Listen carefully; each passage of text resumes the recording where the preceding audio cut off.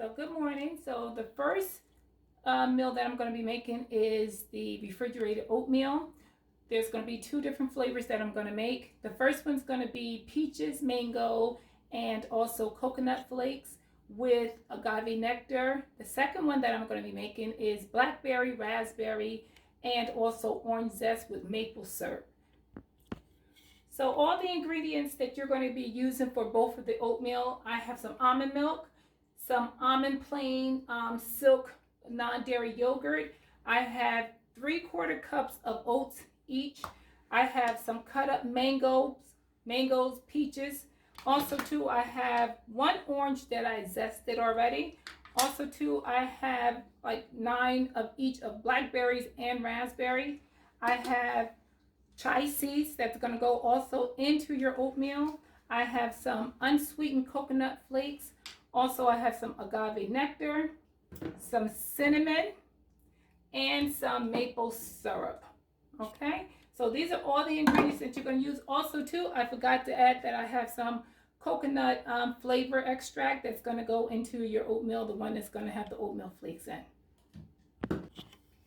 So I'm going to put the fruit all into its own bowls, and then I am going to assemble all the ingredients in there, and then you'll see exactly what I'm going to do. For the blackberries and the raspberries, I am just going to mash them, as you can see. So I'm just going to mash them into a consistency that's bite-sized, and it also fits nicely into your jars of oatmeal.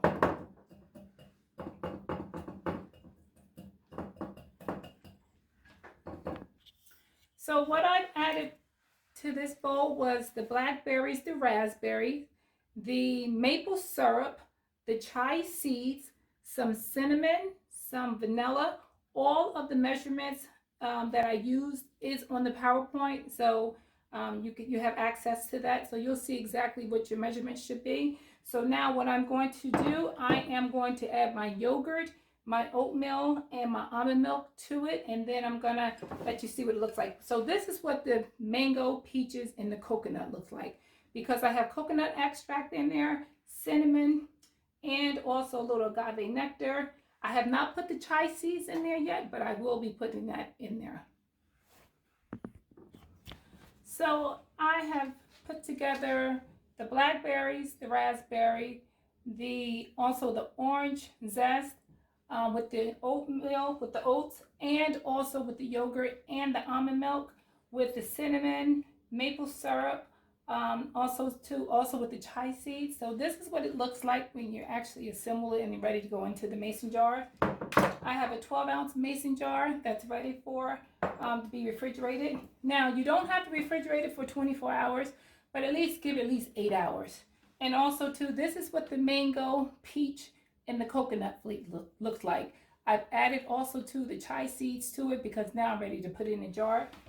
So whatever oat that you're making, and the fruit that you're using, I also cut up extra. So in the morning when I'm ready to go put in my lunch bag, I also, before I get ready to eat it, I top it with my fresh fruit. Now you can actually microwave it. There's mason jars that you can microwave them. So now you will see what the oatmeal looks like before you actually put it into your mason jars. This is the peach, mango, and coconut. I've added all the ingredients. I've added the yogurt, I've added the milk, I've added a little agave nectar, I've added cinnamon. All the recipes and the measurements are on the PowerPoint, but this is what it looks like before you put it in the refrigerator. Now, I would say give your oats at least 24 hours in the refrigerator before you eat it. You can microwave it, or I like to eat mine cold right out the jar, but it's up to you. You have to find out if your jars are microwavable. So if not, just take it, transfer your oatmeal into a bowl that you can eat out of it. This is what the blackberry, raspberry, and the orange zest looks like. So whatever fruit that I'm using, I always keep extra for in the morning. So once I warm it up or I eat it cold, I just like to top it off with the fresh fruit that I'm using. So this is the blackberry and raspberry that I will be packing in my bag for the next day. This is also too the mango, peach that I will be using for the next day. So what I'm going to do, I'm going to transfer the oats into each mason jar and I'm going to put it in the refrigerator, and I'll let you see exactly what it looks like. So now I'm ready to put my oats into the refrigerator. This is the mango peach with the coconut, and this is the blackberry, raspberry, and orange zest. Again, I always put my extra fruit next to my jars of oats, so when I'm ready to pack them in my bag and go in the morning, they're all together. Thank you. So now it's 8 hours later. To my left, you're going to see the blackberry, raspberry, and the orange zest with the maple syrup. To my right, you're going to see the peach, mango, and the coconut with the agave nectar. So now I've topped my oats with the remainder fruits that I used earlier. So the left oats has the blackberries and raspberries and some almonds, and then the right oatmeal has the mango, peaches, and coconut. So I hope you all have enjoyed yourself today. Bon appetit.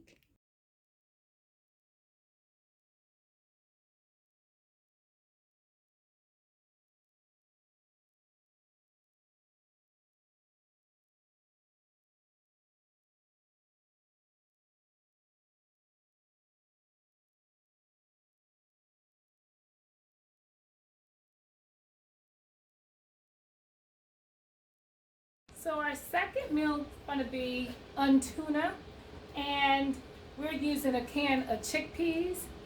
Please get the name brand because if you get the off brand, they're a little harder.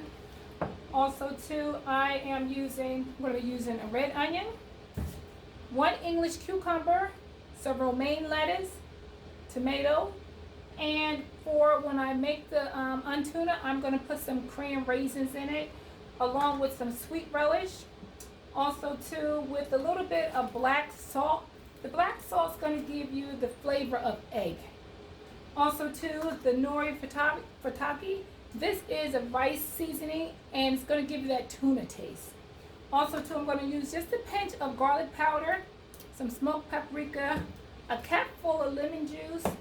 I'm going to use a tablespoon of mustard, yellow mustard, and 2 tablespoons of vegan mayonnaise. Okay, so what I forgot to mention is that I took 1 stalk of celery and I chopped it finely. Also too, the red onion that I have. So what I'm going to do, I'm going to take that can of chickpeas and put it in the food processor for 5 to 7 seconds. So this is what your chickpeas should look like after you put them in the food processor for 5 to 7 seconds. If there are any whole chickpeas that's left, just take your fork and just mash them and break them up. Also too, next I'm going to add some fresh dill to your untuna. I'm going to add my red onion. Also too, I'm adding 2 tablespoons of the nori fritaki. You might want 3 tablespoons, it depends on what you like. Also too, I'm adding a whole stalk of celery to the untuna.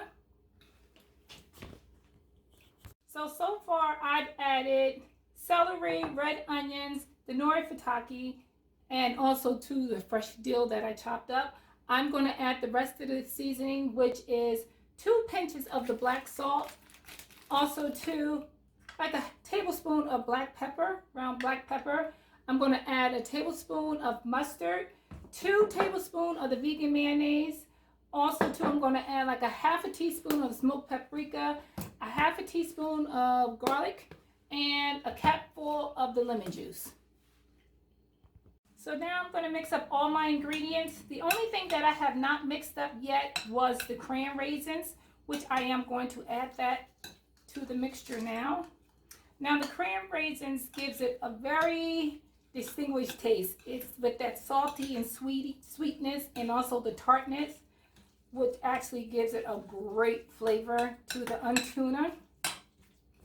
So I'm just going to show you exactly what it looks like and what yours should look like.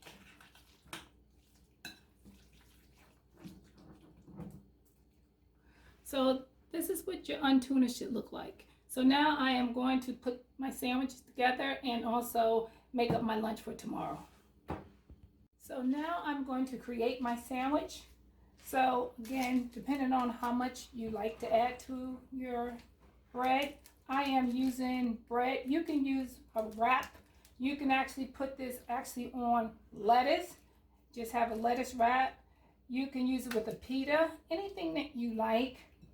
So I'm actually adding the untuna. I'm adding a few pieces of the romaine lettuce that I've already previously washed. Okay. I'm going to add a few slices of tomatoes. And I love English cucumbers. I like a little crunch to my sandwich. So you can add some cucumber to your sandwich and you can close it up. I found this little handy lunch pack. So your sandwich can go in this area. And then this area, a few pretzel logs and the orange that I zested earlier. I'm going to now cut this up and I'm going to have it on the side. So as you see, I have the orange that I zested earlier, and also too I have a few pretzel logs, and on this side I have my sandwich. Okay, so when I close it up, everything stays together. Okay, throw this in my lunch bag, grab a bottle of water, and I'm good to go for the day.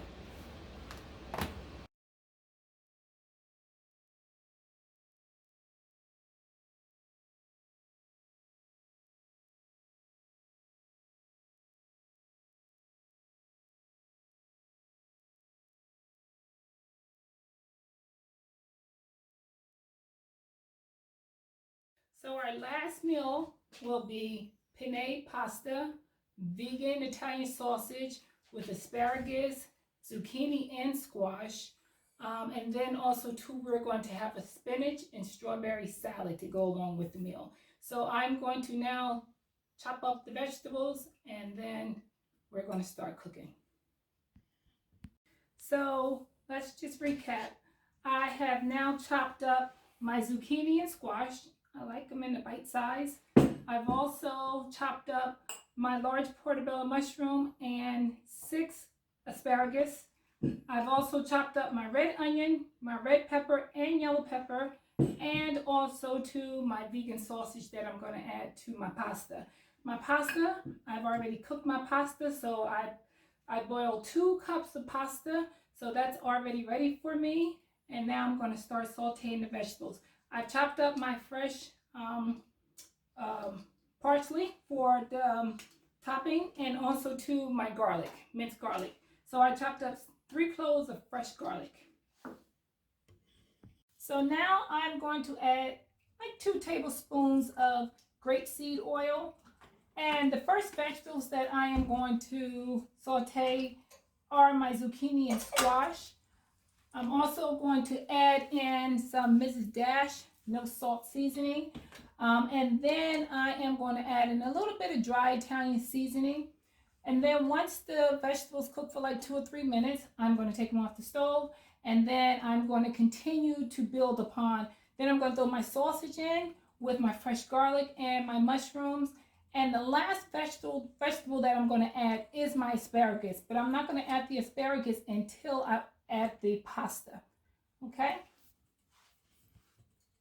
So now I want you to see what the vegetables look like. I have the zucchini and the squash and the red pepper and the yellow pepper with the red onion sauteing. I've added some Mrs. Dash. I've added some dry Italian seasoning. So I'm just going to let this cook for another probably 2 minutes, and then I'm going to take it out, and then I'm going to add my sausage to it, and then I am going to keep building on the recipe. So I've added another tablespoon of grapeseed oil, so now I'm adding the sausage.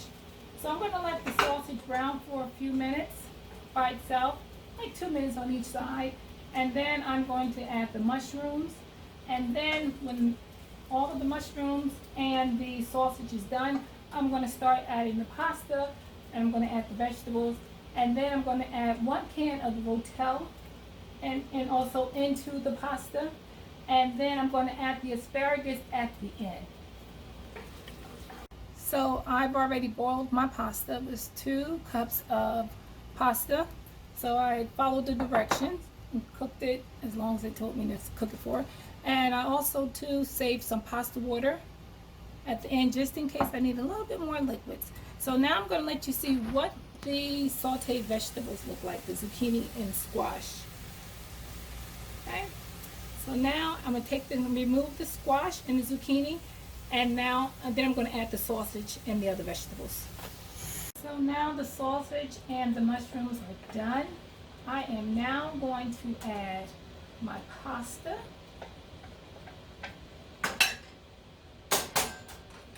my sauteed zucchini, squash, and my peppers. I'm also going to add a can of Rotel, original low sodium.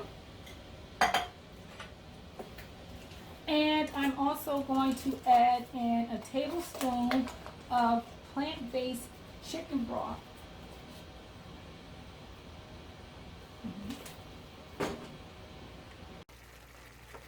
So this is what the pasta looks like. So everything is done. I'm just going to give it a few more minutes to cook together. And like a minute or so, I'm going to add the asparagus. I'm going to cover it and let the asparagus steam. And then we're going to top it with fresh parsley and grated Parmesan cheese.